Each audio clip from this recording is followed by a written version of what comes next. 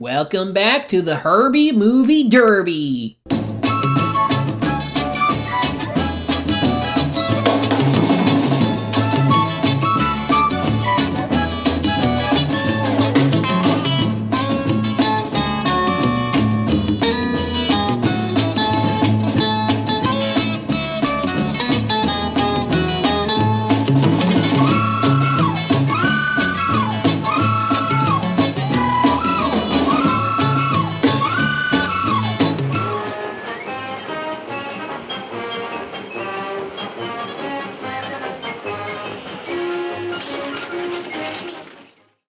So with the first movie being a major success, both financially and with critics, there would be a sequel 6 years later, and it would be even better than the former.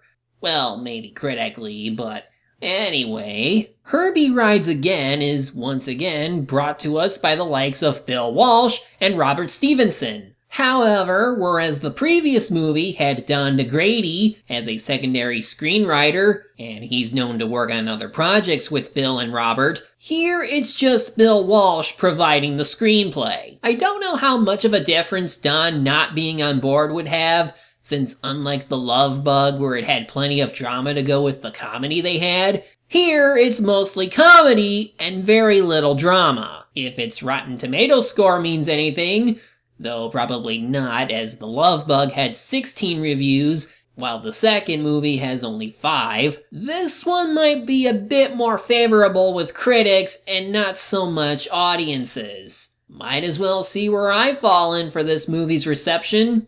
Let us ride again, as Herbie rides again. We begin with what I believe is the best character in any Herbie movie so far, Alonzo Hawk, played by the late Keenan Wynn, or rather, Francis Xavier Aloysius James Jeremiah Keenan Wynn. Yeah, screw that, let's stick with the common name. Alonzo Hawk is a shrewd businessman who revels in demolishing buildings. Just look at how happy he looks.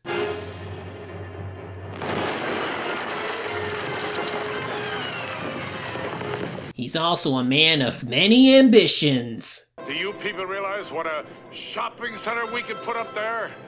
Plenty of parking, too. A man with pure vision. My heart is too full to speak. Ah, you see, you've brought a tear to this flinty old eye. Hello, Barnsdorf. When are you going to be ready for us to start digging? Well, now, what are you talking about? That building site's as clean as it... What's that?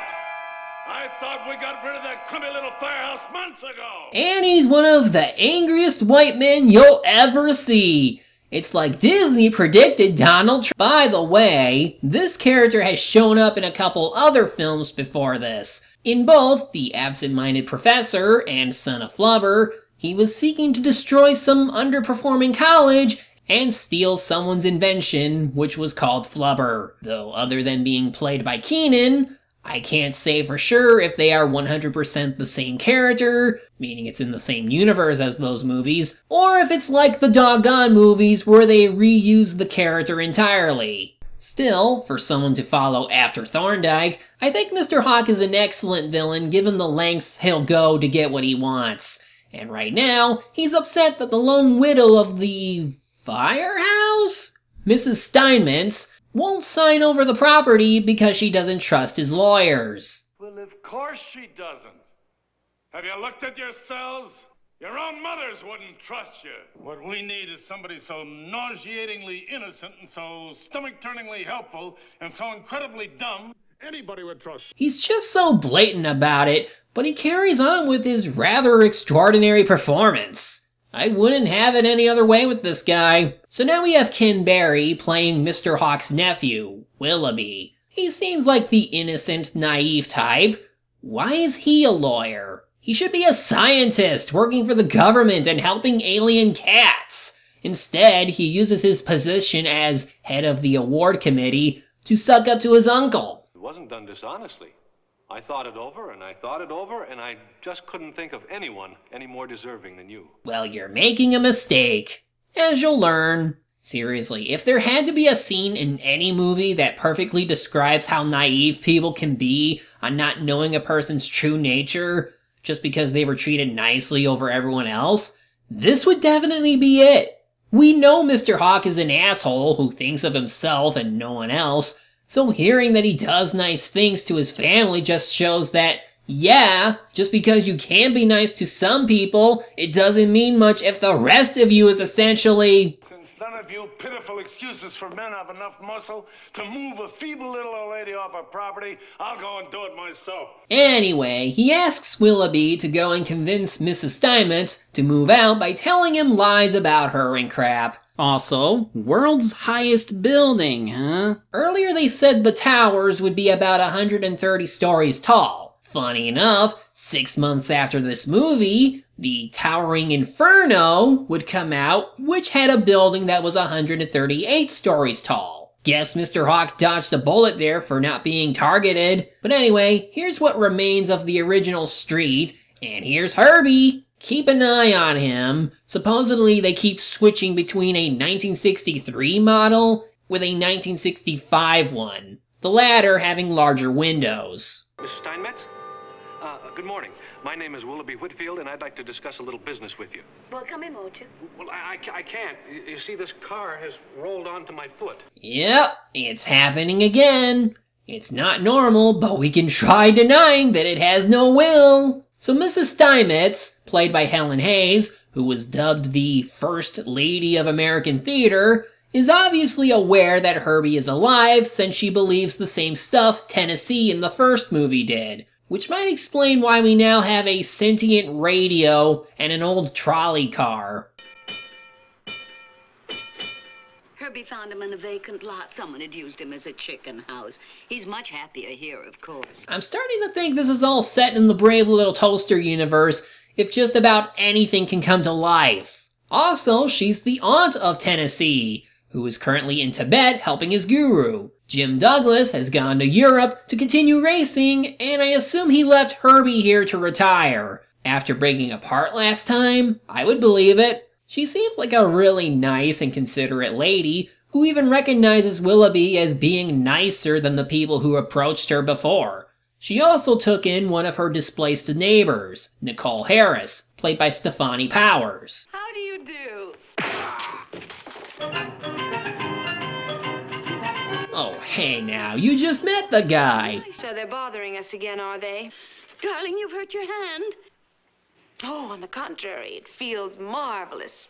Mwah. She seems fun.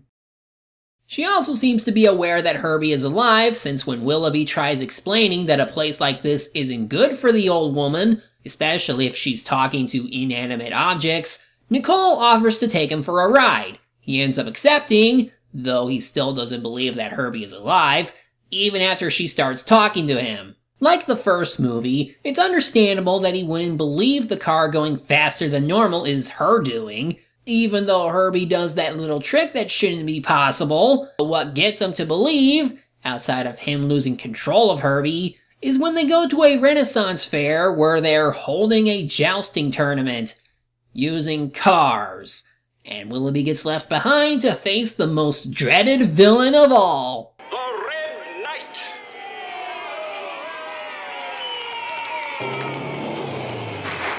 At the other end of the list, we have a mysterious new contender. But the name doesn't matter. No one lasts for long. You gonna die, man! Look, I take everything back. I apologize. I believe Herbie. I believe.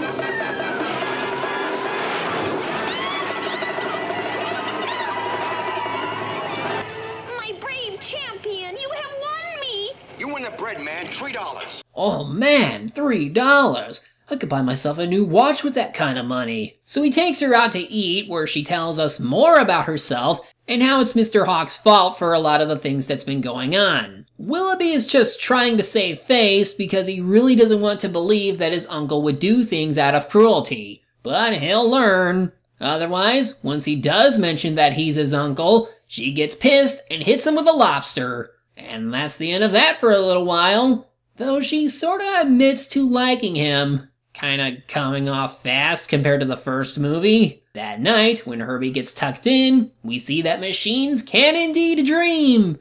And they dream of race montages. Racing car.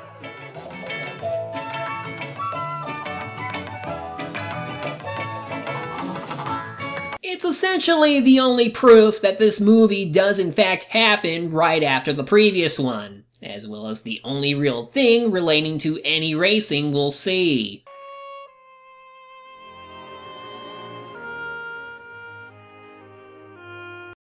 Awkward framing. Well, I guess Willoughby is convinced that his uncle might be a dirty cheap and wants to try talking to him mano a mano. But first, he has to hide from Nicole before saying goodbye to Mrs. Steinmetz. In fact, I'm going straight to my uncle and tell him exactly what I think of him. Why, that's splendid. As he might be an important man, but it's time somebody told him the real truth. Nicole will be thrilled to hear that. Please wait till she comes back. Well, to be honest, I'm more afraid of her than I am of my uncle. Uh-huh. Yeah, you want to rethink that? How dare he disappear when he knows I'm worried sick? I'll tear his chicken-livered gizzard to pieces. I'll stomp him silly. I'll take this letter knife and I'll stab that kid right in his ungrateful breastbone. You know me, Millicent. Normally I'm a kindly, fun-loving fellow. But when I get crossed, I go bananas. And while I do love how over-the-top his character is, sometimes I can't help but think Keenan is breaking his voice on some of his lines. From the deck of the Swedish freighter, the Gustav Gustafsson, bound for Helsinki. Helsinki! I'm glad you're taking it like this, Uncle. You know, you really should leave Mrs. Steinmetz alone. Are you...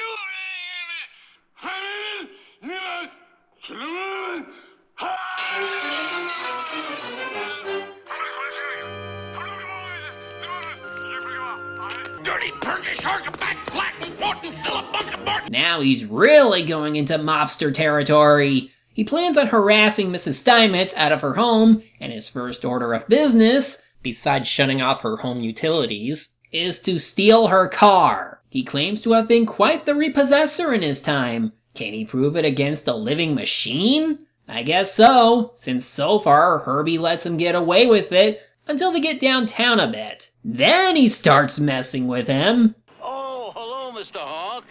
What in the world are you doing in this little car? Just shut up and push. Certainly, Mr. Hawk. Oh, one tiny thing. Is the car out of gear, sir? Of course it's out of gear, you nitwit. Just push. This movie should have just been called Alonzo Hawk the Movie, featuring Herbie the Love Bug. Since so far, Herbie is more of a side character in his own movie, while the real star is getting all the attention. Also, you'd think that Mr. Hawk would try not to show like he is enjoying himself, because yeah, this is amusing that the police are getting messed around. But eventually, he gets ejected right in front of his lawyers, and That car, dead or alive. I think he now believes Herbie is alive. Took him less time than Thorndike anyway. Meanwhile, Nicole learns from Mrs. Steinmetz what Willoughby said to her, and what do you know? There he is! In a crappy disguise. Where did they come up with this stuff? And pretty much, Nicole would convince him to stay and help them fight his uncle. Because he fell for her, of course. Now, just because there aren't any real race sequences, that doesn't mean we can't have any stunt work. So while Mrs. Steinmetz lets Herbie drive her around to the grocery store, Mr. Hawks' goons start chasing her. Also, you can clearly see her hands on the wheel during this shot.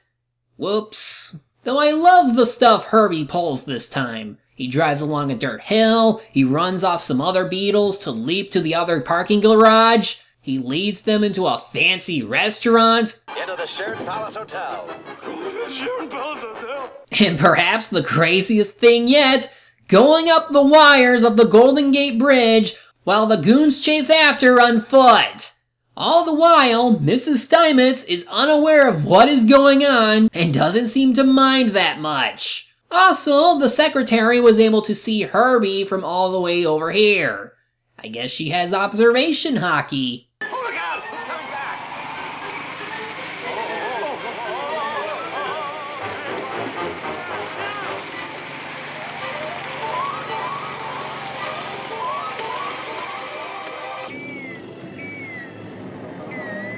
Well, now she knows that Willoughby is an ally, and she of course tries to ship Nicole with him, despite her objections on rushing. But Grandma suggests they go get more broccoli for dinner and stop by the beach. Well, they take up driving, but unfortunately, Mr. Hawks' chauffeur starts following them, and Herbie starts rushing to get the hell out of there. Nicole thinks Mrs. Steinmetz put him up to it, but what's really worrisome is that Mr. Hawk wants them to not return to the firehouse till after dark. Why?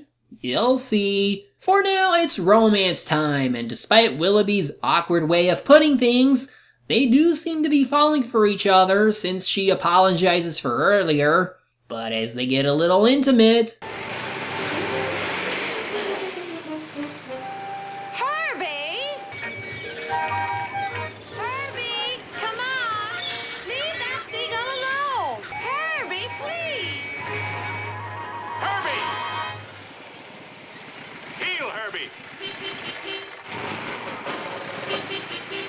See?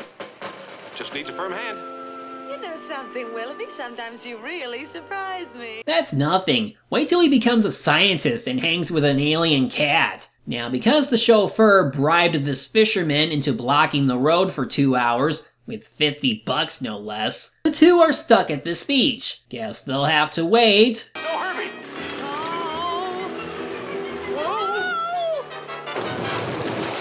Or do that.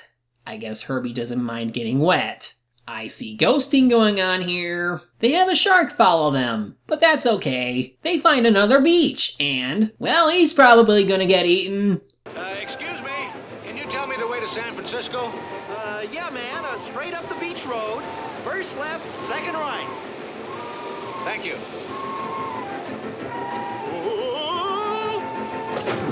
Well, he's probably gonna get eaten. Also, is it me, or are some of the practical effects even more noticeable here, as I definitely see some board under Herbie or something. They get back, but find the place empty. I guess by whatever authority Mr. Hawk had, they took her belongings. They go to the warehouse, and with Herbie's help, they break in. After they find everything inside the trolley, they're found by guards, and Herbie decides to sneak his way up to knock some things over. Also, toy set. Couldn't film in a real warehouse, I take it? The gang takes the stuffed trolley out, somehow, and start pushing it through the city. We also see some old drunk named Mr. Judson, played by John McIntyre, climb aboard and start socializing with Mrs. Steinmetz. Ain't you a mite old to be a stewardess? I've owned those cows for over 40 years, so I figured I ought to get into town and stir up a little excitement. Might be my last opportunity. I didn't want to say anything, but she was married to the man in the painting, yet they deliberately made this guy look similar to her husband. Could he actually be him, but with amnesia? Or is it just a coincidence and it's just someone for her to romance with later? Either way, Mr. Hawk learns what happened and goes with his fleet of security agents to stop them. Willoughby had stepped out so they could figure out how to get the trolley down the hill, meaning Nicole and Herbie are left to lead Mr. Hawk and crew through the city in a wild goose chase.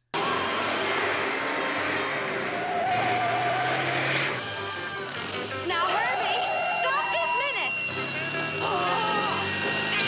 Watch out!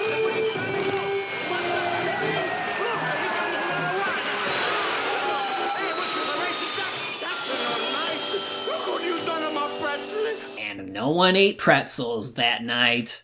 Also, by the time it took for all this to happen, Willoughby had failed to see that the trolley is already halfway down the hill. Now this part I like because the passengers are blissfully unaware of what is going on, and what they pass through is so funny, I'm gonna save it for a stinger at the end. Otherwise, Willoughby carefully manages to get aboard to pull the brakes just as they were about to go flying off into the bay. Judson heads off, not to be seen again for a little while longer. Grandma has had enough, and once Nicole leaves for work, she decides to take some action. She takes Herbie to where Mr. Hawks' place is, which at this point, he's getting annoyed by this window cleaner. It's every Wednesday, Mr. Hawk's orders. I am Mr. Hawk. Get out of here. Okay. Cancel the windows. And you better shut the window. Runs up the air conditioning bill.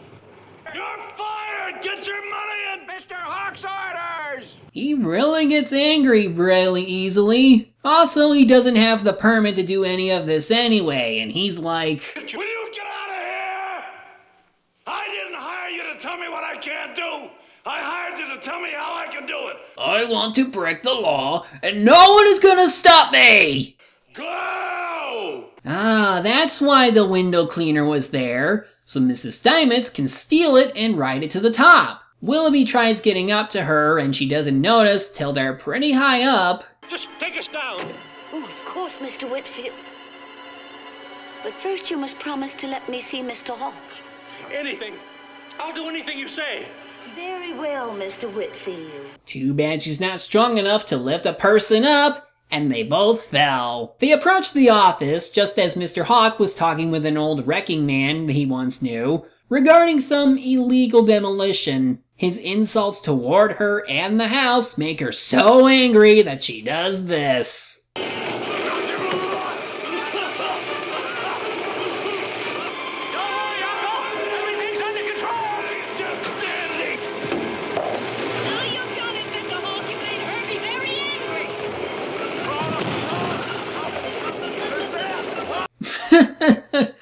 I'm sorry. This scene gets me every time. They're just chasing him around in his own office while soap suds are building up.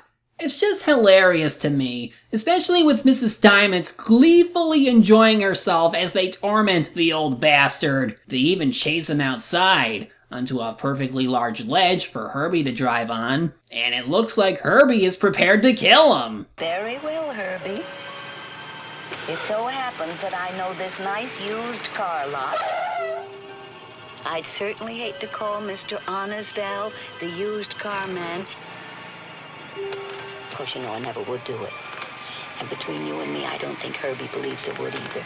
But it always works. Sometimes I wonder who the real evil one is. Mr. Hawk, Herbie, or Mrs. Steinmetz. She overheard the name of the wrecking company Mr. Hawk called, and along with Willoughby saying he knows where he lives, they call the man running the company, while impersonating Mr. Hawk's voice, to change where he's going. This will lead to the best prank ever, but first, Mr. Hawk has trouble sleeping. He gets told to count sheep, which he does, but the sheep start having the number 53 on them, and then...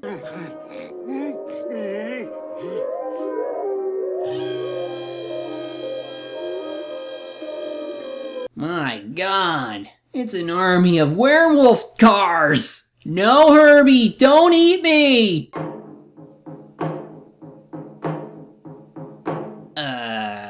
Possibly racist car? Okay, this is better.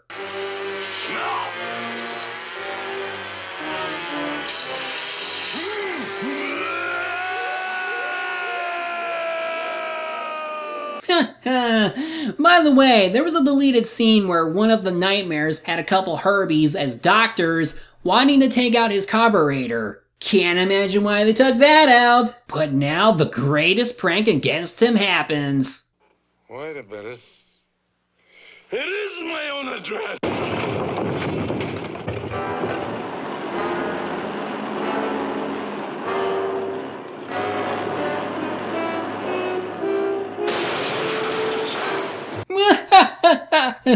They nearly got him murdered in his own home. Such a great thing they did. Goodbye, Chuck McCann. We'll see you again in Hamburger the Motion Picture. With this, Mr. Hawk seemingly gives up on his building project and even calls Mrs. Steinmetz to say that he admires her determination and says that he relates to her since his house got knocked over. Well, I guess he really has changed. You do the finer thing, Mr. Hawk.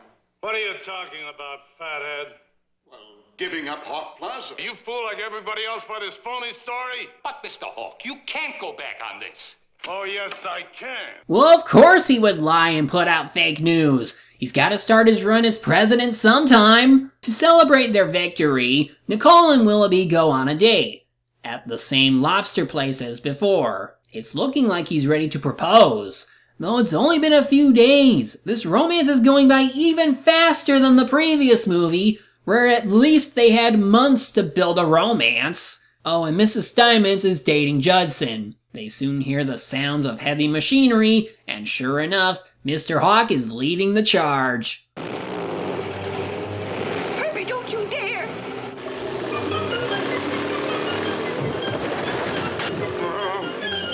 Every man for himself!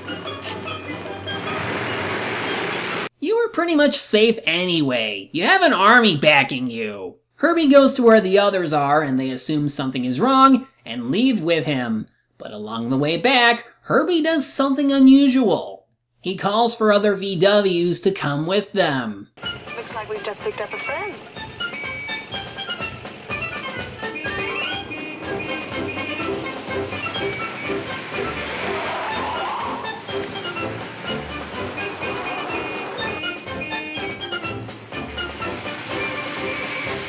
So, does this mean that the so-called master race was actually meant to refer to these type of cars?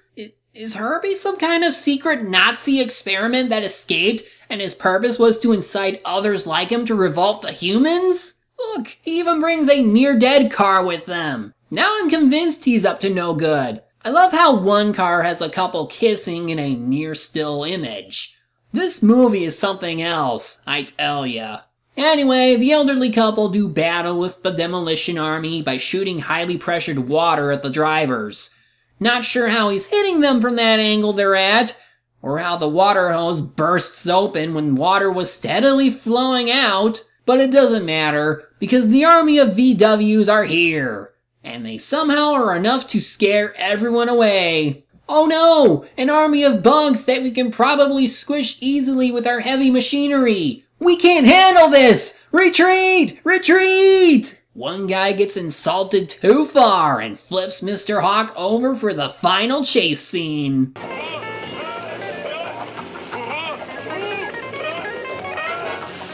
right, Herbie, that's enough now.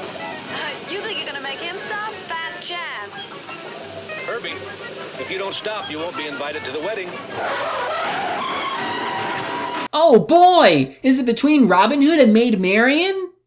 Please say yes! But first, Mr. Hawk runs into the police. They think he's crazy for believing cars are after him, and he gets arrested. Nicole soon realizes what Willoughby means by wedding, and sure enough, the movie ends the same way as the first one did, with them happily married. They even show a similar, if not the same, credit ending of an aerial view of the city. So that was rather, something. Nothing really bad, mind you, but that's quite the way to go with the little bug. It says a lot when the movie's plot can be divided up and showcased on a single poster, but there you go. I will say that as much as I love this movie's humor and campiness, I don't think this one has aged all that well when compared to even the first movie. I don't know what the budget was for this one. It might be the same if I had to guess, but it feels a bit cheaper when you notice a lot of the obvious equipment used for practical shots,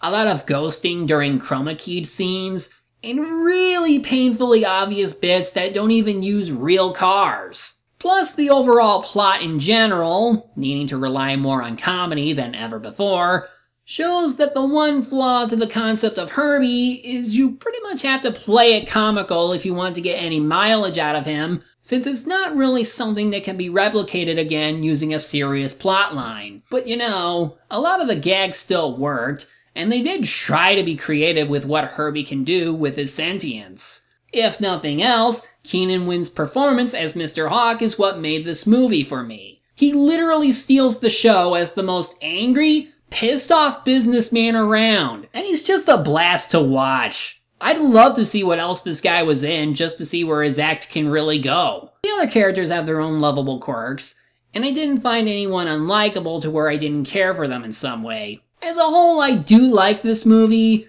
just maybe slightly more than the first in terms of humor, but not as much in terms of story. I would recommend seeing this one as well, though it's apparent by this point that Herbie might be running on a niched audience who find these silly car movies enjoyable to where they want even more. How can they do more? Herbie's retired, isn't he? Well, tune in next time when Herbie goes to Monte Carlo.